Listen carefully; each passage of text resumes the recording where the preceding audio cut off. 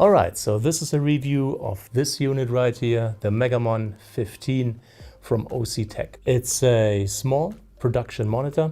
Now me personally, I love this form factor right here because me specifically, I was looking for a production monitor to sit on my camera card to kind of make that the mobile hub for video monitoring. Now, there's basically three things I look at when deciding on getting or using gear. Number one is ease of use, and really ease of use even comes before quality, because my number one gripe as like a one-man band, or even on smaller sets with only one assistant where I have to still do a lot of jobs, is to have to worry about gear. In other words, I want it to be hassle-free. I want to set it up, adjust whatever I need to adjust, and then not worry about it at all. So to me, that is one of the hallmarks of great gear, that it's hassle-free. And this is pretty much hassle-free from my experience, having used it for about 6 to 8 weeks now on a couple of projects. Now, number two on that list obviously is quality. And in this case, in case of a monitor, the quality of the panel. Now, this is just an overview video. I'm going to do more videos about this monitor where I'm going to go into detail of a lot of the features and the quality aspects of this monitor.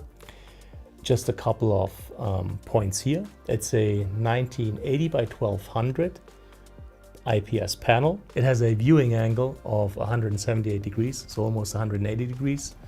Not that anybody ever would monitor from about here, but it is, or it speaks to the quality of the panel itself.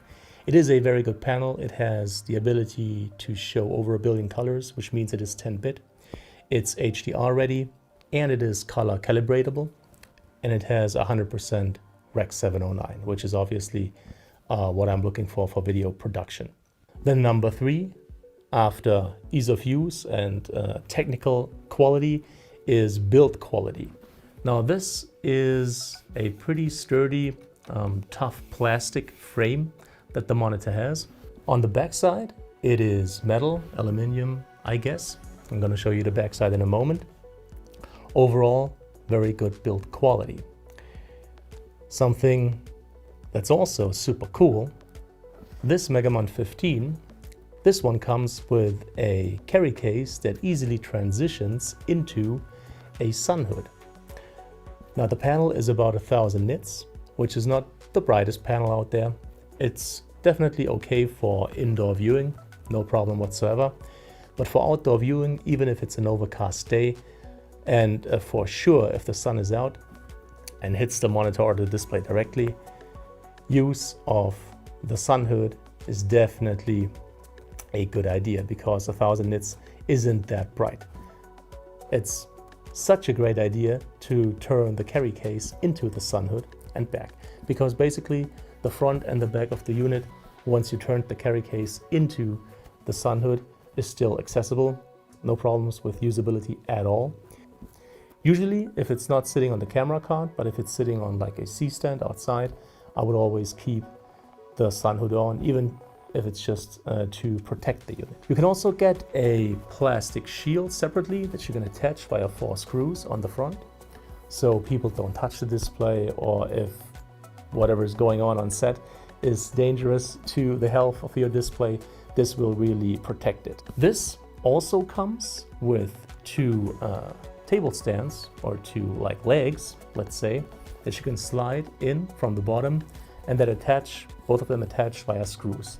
That takes a bit of time. Technically, it would stand just sliding the legs in on a flat surface. So if you wanted to place it on a table or whatnot, you could attach the legs, but with the legs attached, it doesn't fit into the carry case anymore. If they change that, that would be super cool. If you could keep the legs attached at all times, that would be pretty cool.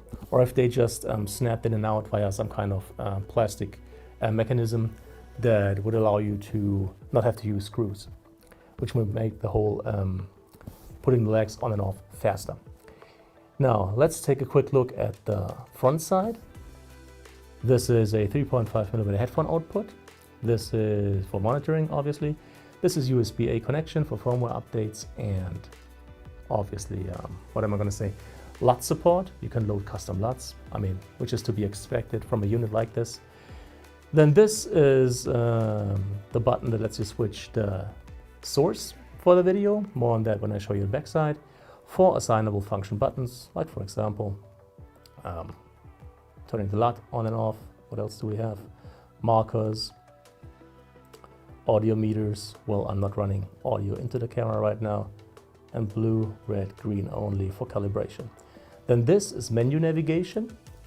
Up, down, left, right. The button gets you into the menu.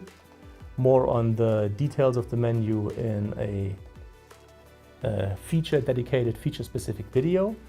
That's maybe the only thing that takes a bit of getting used to in the beginning. Menu navigation, especially if you're used to like click wheels or anything like that, is something that you have to get used to. Then here's the on and off button if you're running it off a V-mount like I'm doing right now. You can also run this unit off AC power, off grid power. And with that being said, maybe let's turn it around like this. Let's use this camera. So currently attached, oh, and before I forget, up here is a little handle that you can use to carry the unit, which might not seem like a big deal, but to me it is. It's perfect that it has that, even if the carry case isn't attached, which would also have a top handle. So if it's not attached, you have this one, and it's just easy to transport the unit. You're not running the risk of like putting thumbprints on the front of the display, or I don't know, having to carry it and running the risk of like knocking something on the back, because you could attach all kinds of accessories right here. There's a cheese plate, you can put another one right there and hook up, I don't know, video transmission, for example. Then this right here, these are the inputs. There's 2 SDI ins and 2 SDI outs and 1 HDMI in. And there is no cross conversion. So you can run HDMI in and splice the signal through to the SDI and run that to another monitor, for example. So no cross conversion. Then right here is where the battery plate sits. In this case, it's a V-mount battery plate and a V-mount battery is attached. This is power for the battery plate. You can get a V-mount battery plate, or you can get an AB mount RE standard battery plate. Then right here, that is a AC/DC connection, a grid connection with an on and off switch. If you're running it off the grid, you have to flip that switch so the unit is supplied with power, and then turn the power button or hit the power button on the front to turn the unit on. Right here, there's also another audio in and a connector 2.5mm for a remote control. More on that maybe in a future video. Then this right here is the adapter for regular C-stand pins. I think it's the 5/6 of an inch regular C-stand pins. Also, this is what I use mostly with my camera card, because it has the option to put those kinds of pin adapters at the corners. So that's usually where the monitor or the unit sits. And if I need to angle it, if I feel that's necessary, if there's somebody really tall, I'm usually using a combination of a grip pad and a spigot and put the monitor on that. Yeah, maybe since it catches the light right now. This is one of the cheese plates. 1/4 inch mounts in the top, 3/8 of an inch mounts in the middle, some more 1/4 inch mounts on the bottom. That's it as far as the details are concerned right now. Oh, there's a little speaker here. So if your signal carries audio, you can even monitor via the speaker, but that's literally just to know whether there's audio at all or not. I mean, this is not really for monitoring. Just lets you know that there is audio or there isn't.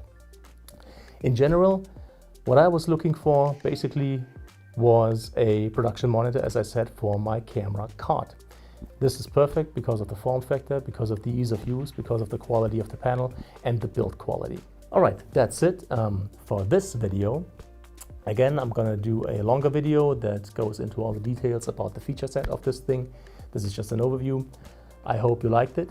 If so, if you thought it was helpful, please leave a thumbs up. It's greatly appreciated. Any kind of comment, I can't talk.